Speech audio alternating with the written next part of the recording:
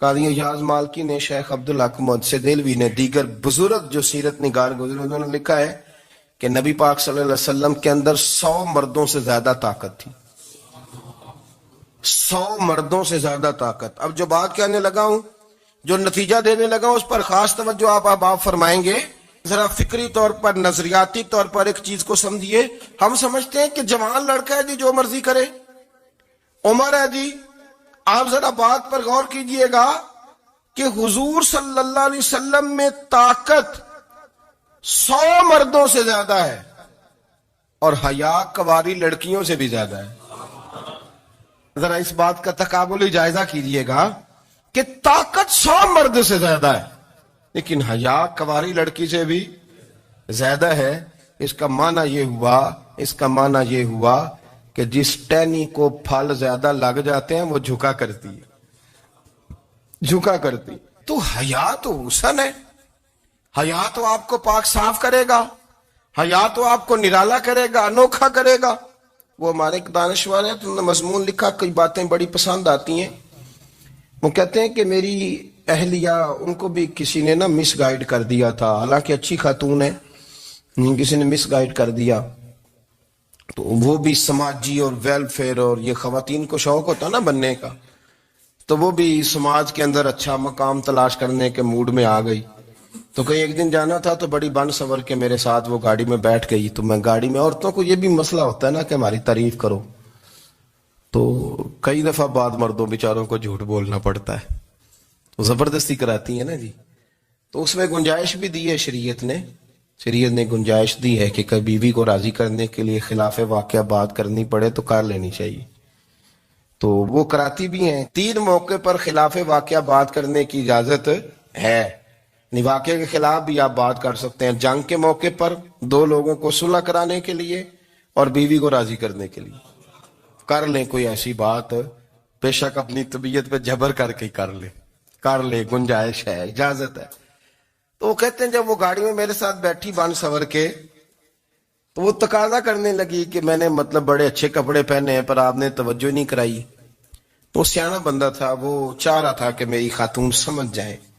وہ کہتے ہیں مجھے پتا تھا کہ بیچاری مس گائیڈ ہو گئی ہے، دل کی بڑی اچھی ہے، سیانی ہے، لیکن اس کو کچھ خواتین نے، کچھ لوگوں نے مل کے اس کو ذہن غلط کر دیا ہے کہ سماج میں نکلو، باہر جاؤ، کام کرو، فلاں کرو، اپنی مرضی سے جیو.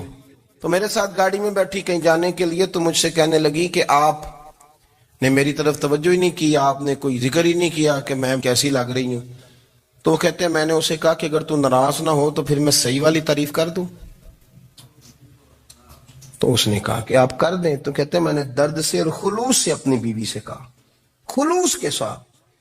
میں نے کہا میں تو روز گھر ہوتا ہوں، روز شام کو گھر ہوتا ہوں، اگر تو میرے لیے تیار ہوتی تو میں تیری تعریف کرتا، لیکن آج تو باہر جانے کے لیے تیار ہوئی، تو پھر ان سے تعریف کی امید رکھ جن کے لیے تو نے تیاری کی ہے. میرے لیے تیاری کرتی تو میں تو ہر شام تیرے پاس ہوتا ہوں. کہتے ہو میرے لفظوں میں درد تھا تو وہ بھی رو پڑی اور کہنے لگی آپ گاڑی روک دیں، مجھے باہر جا کے کسی کو راضی نہیں کرنا، میں نے اسے راضی کرنا ہے جس کو رب کریم نے میرا شوہر بنایا اور میرے لیے منتخب کیا ہے میرے ماں باپ کو. میں واپس لوٹتی ہوں. یہ ایک پہلو ہے سلگتا ہوا، اس کو سمجھا جائے. رسول کریم صلی اللہ علیہ وسلم عرب کی کواری لڑکیوں سے زیادہ حیا والے تھے. کواری لڑکیوں سے زیادہ حضور حیا فرمایا کرتے تھے. جب خانہ کعبہ کی مکہ شریف میں تعمیر ہو رہی تھی نا، اہل عرب اس کو تعمیر کر رہے تھے، تو نبی پاک صلی اللہ علیہ وسلم اپنے چچا حضرت عباس کے ساتھ خانہ کعبہ کی تعریف میں مصروف تھے. تو عرب کے لوگ چونکہ لمبا کرتا پہنتے تھے پیروں تک، تو نیچے اگر کسی وقت کوئی چیز نہیں بھی ہوتی تھی تو کسی کو وہ نظر نہیں آتی تھی، چونکہ پردہ رہتا تھا، لمبا کرتا پہنا ہوا ہوتا تھا. تو جب بچے، سرکار کی عمر مبارک بھی ابھی تھوڑی تھی، تو اس طرح بچے جب نکلتے تو وہ کئی دفعہ اپنی تہمت اتار دیتے نیچے سے، اور کوئی مزدوری کرنے لگتے تو 3-4 طے کر کے تہمت کی کندھے پہ رکھ لیتے. جس طرح کبھی دیہاتوں میں لوگ کپڑا سر پہ رکھتے تھے کہ اوپر اگر کوئی وزنی چیز رکھیں گے تو وہ تکلیف نہیں دے گی. نبی پاک صلی اللہ علیہ وسلم بھی سب لوگوں کے ساتھ خانہ کعبہ کی تعمیر میں شامل تھے. تو حضرت عباس رضی اللہ تعالیٰ عنہ نے کہا حضور سے، ابھی اللہ نے نبوت بھی نہیں فرمایا تھا، بھتیجے آپ بھی تامد اتاریے. یہ صحیح مسلم میں حدیث موجود ہے. اور اس کو کندھے پہ رکھ لیجیے، آپ اینٹیں اٹھا اٹھا کے لا رہے ہیں تو ذرا آپ کو تکلیف نہیں ہوگی. تو سرکار دو عالم صلی اللہ علیہ وسلم سے یہ بات کہی اور پھر جلدی سے حضور کی تہمت کو نکال کے نا، حالانکہ لمبا کرتا پہنا ہوا ہے، تو وہ جیسے ہی ان کے کندھے پہ رکھا اینٹیں رکھنے کے لیے تو سرکار تو زمین پہ گر گئے، بے ہوش ہو گئے، آنکھیں آسمان کی طرف. اور پھر حضور پکار رہے ہیں آزاری آزاری آزاری، میرا تامت دے دو، میرا تامت دے دو. کبھی کوئی شخص اس وجہ سے بھی بے ہوش ہوا ہے کہ میرے وجود سے کپڑا اتر گیا ہے؟ حالانکہ سرکار پر وہ بے ہوشی بھی نبی پاک کا وہ جو غلبہ ہے نا شرم و حیا کا، اس کی وجہ سے ہوئی. ورنہ تو حضور فرماتے ہیں کہ میری آنکھیں سو جاتی ہیں، دل تو میرا اس عالم میں بھی جاگتا رہتا ہے. تو سرکار زمین پہ تشریف لے آئے، آنکھیں میرا تامت دے دو، میرا تامت دے دو. تو جلدی سے انہوں نے تامت دیا تو حضور نے باندھ لیا. پھر طبیعت مبارک میں تسلی ہوئی. یعنی ہم اس رسول کے غلام ہیں کہ جن کے تو وجود سے کپڑا اتر جائے تو حضور برداشت نہیں کرتے، قبول نہیں فرماتے، تکلیف شروع ہو جاتی. لیکن یہاں نوجوان ہیں اور بڑا قد کاٹ ہے اور بڑے بڑے سمجھدار لوگ ہیں، گرمی آتی ہیں تو شارٹ کپڑے پہن کے گھومتے ہیں. ان کو خیال نہیں کہ یہ وہ والا لباس ہے جو باہر تو کیا گھر میں اماں کے سامنے نہیں پہننا چاہیے، بہنوں اور بیٹیوں کے سامنے نہیں پہننا چاہیے. آپ کی گفتگو میں شرم و حیا ہو، آپ کے لب و لہجے کے اندر حسن ہو. آپ کو پتہ ہے نبی پاک صلی اللہ علیہ وسلم نے فرمایا میری امت میں سب سے زیادہ حیا کرنے والے عثمان غنی ہیں. عثمان غنی سب سے زیادہ حیا کرنے والے. آپ فرمایا کرتے تھے جب سے حضور کا چہرہ دیکھا ہے میں نے کبھی اپنی شرمگاہ بھی نہیں دیکھی، میں نے آنکھوں کا وضو نہیں توڑا، اور جب سے حضور کے دست مبارک میں نے بیعت کے لیے سیدھا ہاتھ بڑھایا تو پھر سیدھا ہاتھ میں نے کبھی گندگی کو نہیں لگایا. حیات. آپ باتھ روم کے اندر بھی غسل فرماتے تھے تو کپڑوں سمیت کرتے تھے. کسی نے کہا حضرت جی واش روم کے اندر کیوں نہیں کپڑے اتارتے؟ آپ فرمانے لگے باہر بندوں سے حیا کرتا ہوں، اندر جاتا ہوں تو رب سے حیا آنی شروع ہو جائے، وہ تو دیکھ رہا ہے نا. تو میں جو بات آپ کی خدمت میں عرض کرنا چاہتا ہوں اس کو آپ سمجھیے گا میرے عزیز، کہ شرم والا مزاج، گفتگو بھی شرم والی، آنکھیں بھی شرم والی، لباس بھی شرم والا، دوستی یاری بھی شرم والی، بہت ساری ایسی باتیں. دیکھیں نا آپ ذرا، میں نے کہا کہ باتوں کو سن کے گزر نہ جایا کریں، اس کی گہرائی پر غور کریں. حضور علم کا سمندر ہے، سرکار سے زیادہ علم دنیا میں کسی کے پاس موجود نہیں ہے، اور صحابہ کو موقع ملا ہوا اس سمندر سے فیض لینے کا.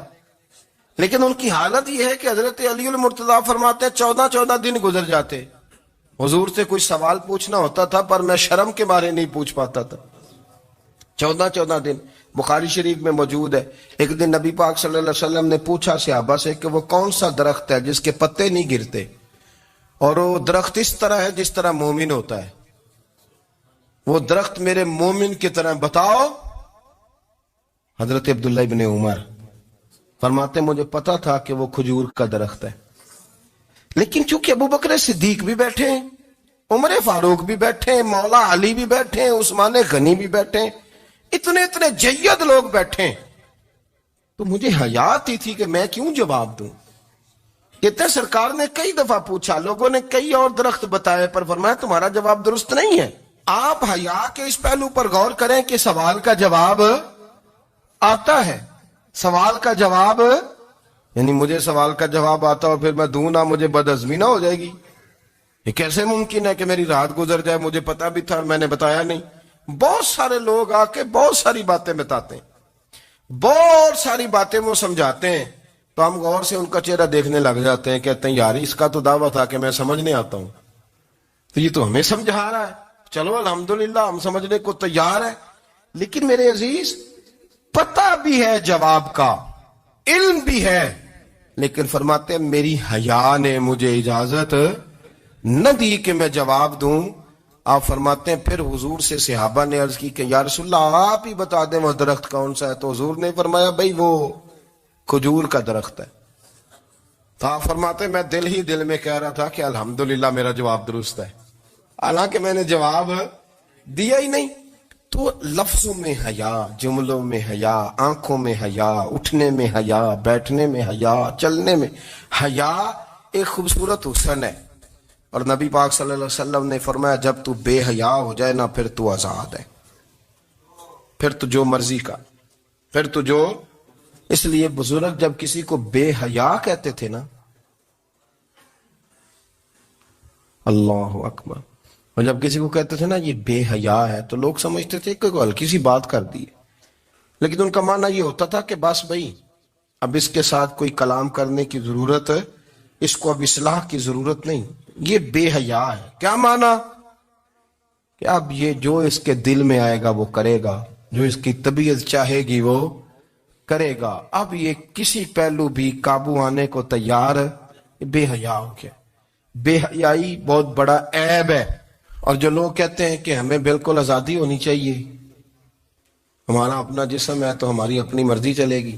ایک وزیر صاحب ہے، پتہ نہیں میں ان کو جانتا تو نہیں، انہوں نے سینٹ میں تقریر کی ہے، میں نے ان کی بات سنی ہے. اس نے کہا نہیں بھائی، جسم رب کا ہے تو مرضی بھی تو رب کریم کی چلے گی، اور مرضی بھی اللہ کی. یہ مجھے تھوڑا سا مسئلہ ہے جسم پر، کبھی کبھی مجھے کثرت سفر سے الرجی ہو جاتی. میرے ساتھ لوگ نا دل سے پیار کرتے ہیں. شاید ہی کوئی اچھا ڈاکٹر ہو جس تک میرے سنگی مجھے لے کے نہ گئے ہوں، پر جسم اللہ کا ہے نا، مرضی بھی جب وہ چاہے گا صحت دے گا.